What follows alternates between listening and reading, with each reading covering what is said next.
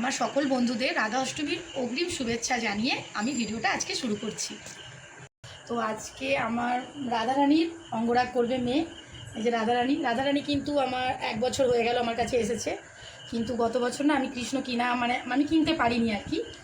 তা অনেক দিন ধরেই ইচ্ছে হচ্ছিল, কিন্তু বলে না ঠাকুরের যখন সময় হবে তখন ঠিক আসবে, তাই হয়তো কৃষ্ণ আসার সময় হয়ে গেছে এখন।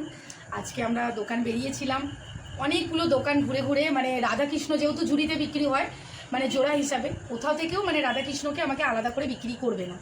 তা যাই হোক, অনেক দোকান ঘোরার পর শেষ পর্যন্ত আমাদের একটা চেনা জানা দোকানেই ঢুকেছি। তা কৃষ্ণ ঠাকুর ছিল, কিন্তু যেটা অনেকটাই বড় হবে বলে সেটা নিইনি, আর একটা আমি অর্ডার দিয়ে এসেছি, আগামীকাল সেটা চলে আসবে।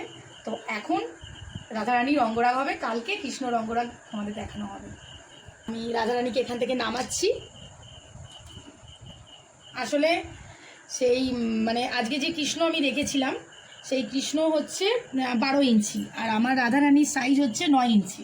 আমি 10 ইঞ্চির মধ্যে আমি কৃষ্ণ ঠাকুর চেয়েছিলাম, তাই আজকে আমি অর্ডার দিয়ে এসেছি, কালকে সকালেই এসে যাবে।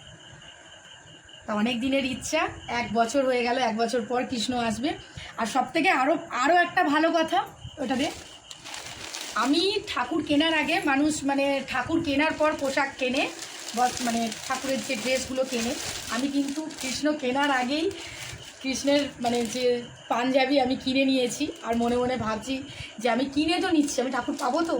কিন্তু সত্যি অনেক দোকান, মানে 3-4টে দোকান ঘোরার পর আমি এই এই পাঞ্জাবিটা কিনে তারপরে ঠাকুর পেয়েছি, কিন্তু কালকে পাবো হাতে। আজকে আমি বলে দিয়ে চলে এসেছি, আরও বেশি ভালো লাগছে। আর এই যে মেয়ে এখন অঙ্গরাগ করবে, গত বছর এই অঙ্গরাগটা করেছিল, তা ভালোই হয়েছিল। এবছর দেখা যাক কেমন ঠাকুরের ইচ্ছা, কেমন ওর হাতে অঙ্গরাগ হবে, তা তোমরা দেখতে থাকো।